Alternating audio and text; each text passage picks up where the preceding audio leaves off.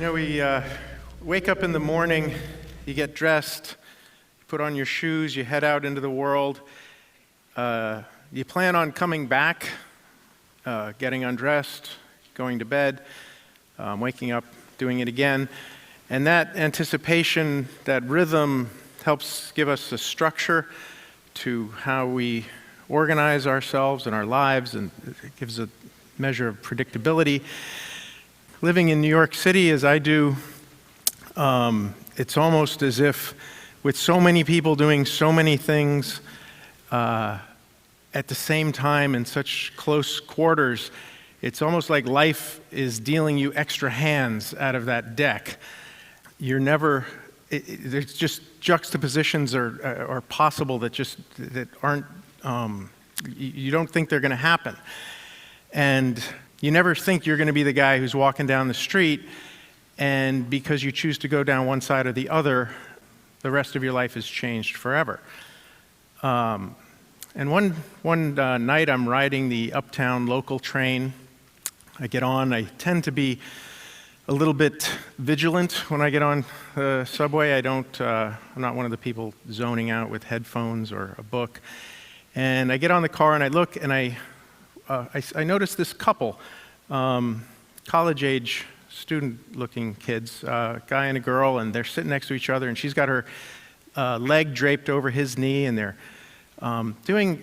have this little contraption, and they're tying these knots, and they're doing it with one hand, they're doing it left-handed and right-handed very quickly, and then she'll hand the thing to him, and he'll do it. I've never seen anything like this. It's almost like they're practicing magic tricks.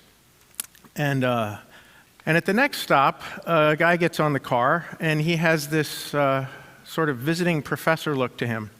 He's got the overstuffed leather satchel and the rectangular file case and a laptop bag and a tweed jacket with the leather patches. And he looks at them, and then in a blink of an eye, he kneels down in front of them, and he starts to say, "No, listen, here's how you can do it. Look, if you do this," and he takes the laces out of their hand, and instantly he starts tying these knots. And even better than they were doing, remarkably.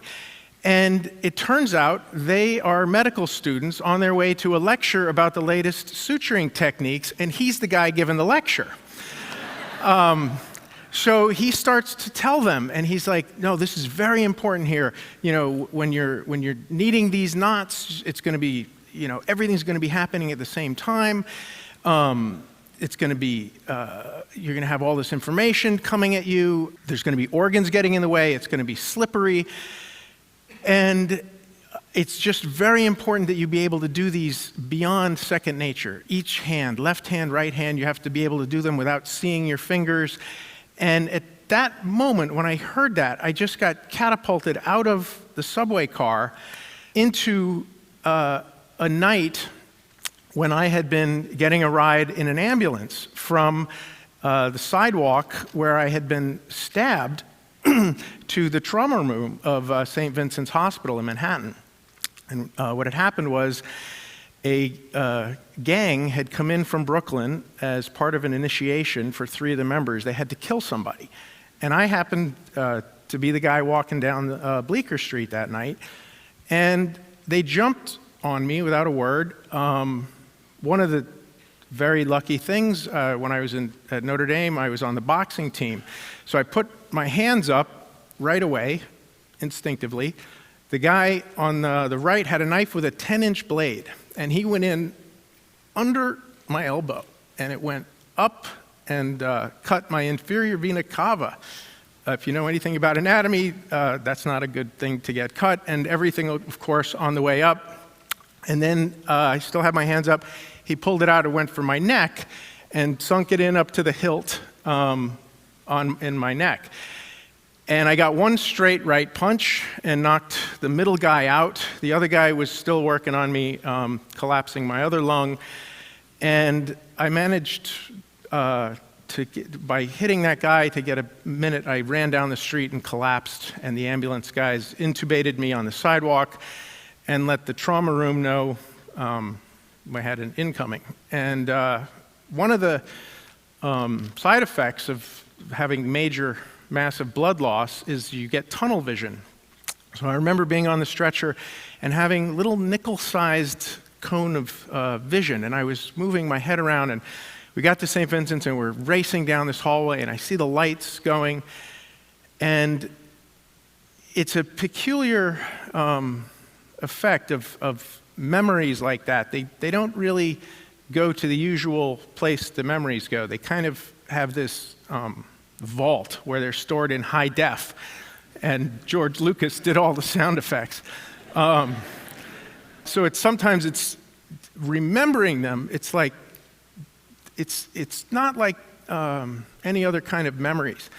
And I get into the trauma room, and they're waiting for me, and the lights are there, and I'd been able to breathe a little more now because the blood has left it had been filling up my lungs, and I was having a very hard time breathing, but now it's kind of gone into the stretcher. And I said, is there anything I can do to help? And the nurse kind of had a hysterical laugh, and I'm turning my head trying to see everybody, and I had this weird memory of being in college and raising money for the flood victims of Bangladesh. And then I look over, and my anesthesiologist is clamping the mask on me, and I think, he looks Bangladeshi. And I just have those two facts, and I just think, this could work somehow. And then I go out, and they work on me for the rest of the night. And I needed about 40 units of blood to keep me there while they did their work. And the surgeon took out about a third of my intestines, my cecum, organs I didn't know that I had. And he later told me one of the last things he did while he was in there was to remove my appendix for me, which I thought was great, just a little tidy thing there at the end. And I came to in the morning out of anesthetic. He had let them know that he wanted to be there, and he had given me about a 2% chance of living. So he was there when I woke up, and waking up was like breaking through the ice into a frozen lake of pain. It was that enveloping. And there was only one spot that didn't hurt worse than anything I'd ever felt, and it was my instep. And he was holding the arch of my foot and rubbing the instep with his thumb. And I looked up, and he's like, good to see you. And I was trying to remember what had happened and try and get my head around everything, and the pain was just overwhelming. And he said, we didn't cut your hair. I thought you might have gotten strength from your hair like Samson, and you're going to need all the strength you can get.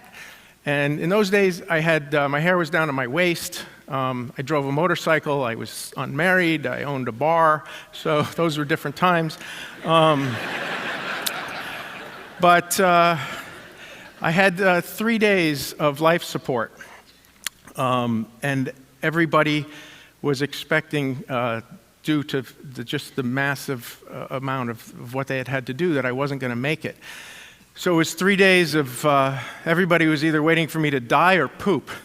And when I finally pooped, then somehow, surgically speaking, that's like you crossed some good line. And on that day, the surgeon came in and whipped the sheet off of me. He had 3 or 4 friends with him, and he does that. And they all look, and there was no infection. And they bend over me, and they're poking and prodding, and they're like, there's no hematomas. Look at the color. And they're talking amongst themselves. And I'm like this restored automobile that he's just going, yeah, I did that. And it was just, it was amazing, because these guys are high-fiving him over how good I turned out, and it's my zipper. And I still got the staples in and everything.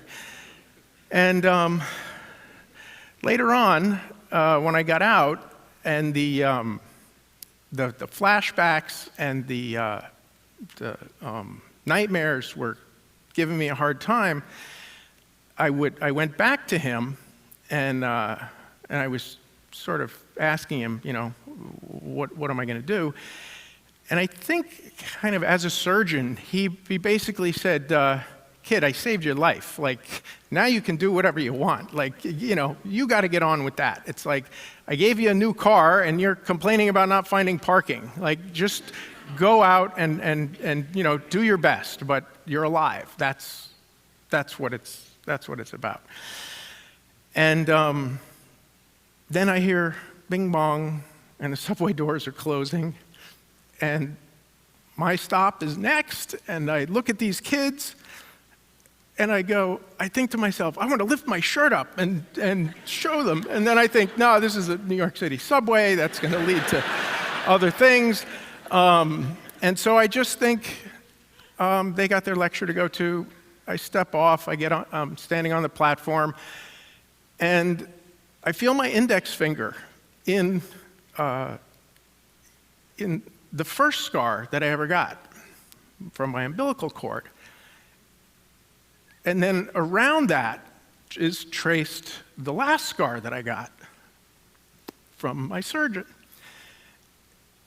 And I think that chance encounter with those kids on the street with their knives led me to my surgical team and their training and their skill, and always a little bit of luck, pushed back against chaos. Thank you.